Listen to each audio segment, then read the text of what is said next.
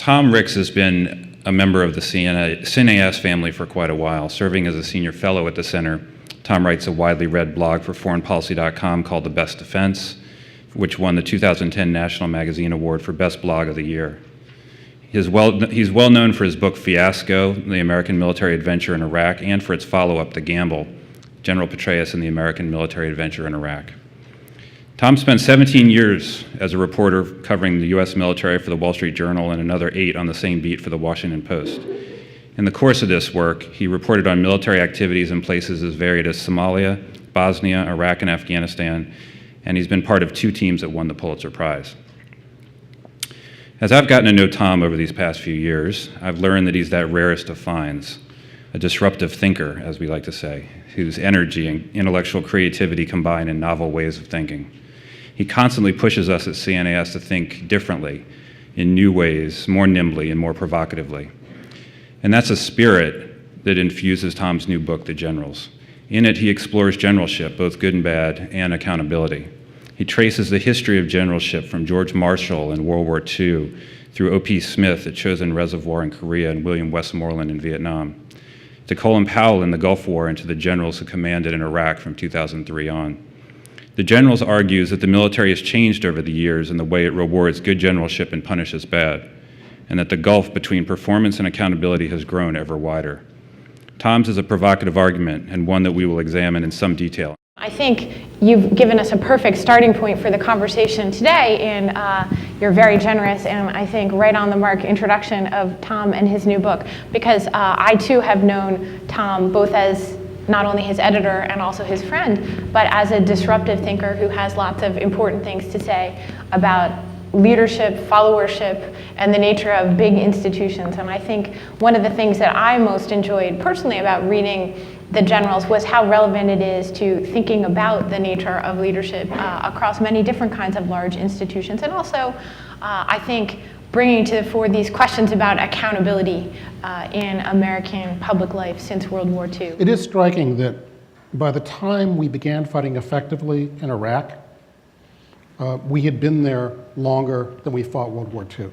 It was about 4 years before we actually had an effective force on the ground in Iraq, in terms of being strategically effective, not tactically effective. I want to emphasize, by the way, I am not criticizing our troops today. Our troops are well-equipped, well-trained, cohesive, perhaps the best soldiers we've ever had. They are just not as well-led as they might be.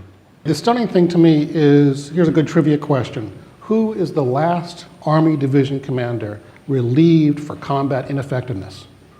As best as I can tell, it's Major General James Baldwin, commander of the Americal Division in 1971. Since then, generals have been fired, but they get fired for basically taking down their pants at the wrong time in the wrong place with the wrong person. It's a little bit like having tenure for a university professor. You can get fired for embarrassing the institution with moral lapses, but just being incompetent in your profession is perfectly acceptable. The commanders, both at the general officer level in Korea and in Vietnam, weren't losers in many cases in World War II. A lot of them had bang-up records as battalion or even regimental commanders. And you mentioned that one of the characteristics we brought into Vietnam, our military leadership, was arrogance. But it seems to me there's something more there. Have you given any more thought to why people who did so well in World War II, albeit at a lower level, in many cases funked out so much in succeeding wars? I haven't figured out why. I'd be interested in your impressions.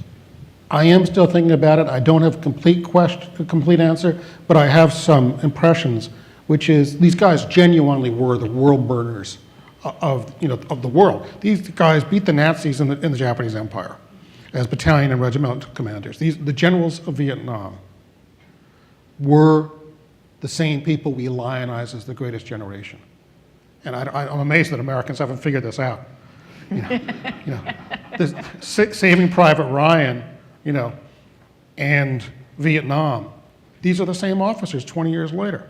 Well, number one, there wasn't arrogance. We've beaten the world. Once you've beaten the Japs and the Nazis, how could a bunch of Asian peasants be a problem? Even though in Korea we got hurled twice down the Korean peninsula. So there was a lesson there already. The second thing is they don't value education much. William Westmoreland is representative of his generation. Used to boast that I think the only Army schools he'd ever been to were, I think, Airborne School and Cooks and Bakers School. Also went to Harvard Business School on an executive program, which is not a great recommendation for Harvard Business School. That's not in their recruiting literature. But the people who educated Westmoreland, as did Robert McNamara, by the way. I mean, there's a real track record in Vietnam and Harvard Business School. So they don't value education, and General Petraeus pointed out that education prepares you to think critically. And these guys really were not able to figure out the situation, I think, that well in Vietnam. Creighton Abrams, by contrast, very similar history, very similar. I mean, you know, talk about greatest generation. This is the guy who drives, I think, the lead tank into Bastogne in the relief of the 101st Airborne at the Battle of the Bulge. Yet is able to think critically, partly, I think, because he has had time to watch Westmoreland in Vietnam, to say, you know, this ain't really working, let's try something a little bit different. Not as big a different, maybe, as the Army likes to think, not necessarily a better war, but certainly a somewhat different war under Creighton Abrams when he succeeds Westmoreland. Though I do think the Army coming out of Vietnam also reinforces this mistake. It rebuilds itself magnificently at the tactical level. It doesn't do anything about generalship. And so Tommy Franks is not an aberration. He's not an anomaly. He's exactly what the Army was trying to produce in the 1970s and 80s, which it turns out is a jumped up battalion commander who doesn't understand generalship, who thinks taking the enemy capital is the end of the war, and he spikes the ball on the 20-yard line and goes home.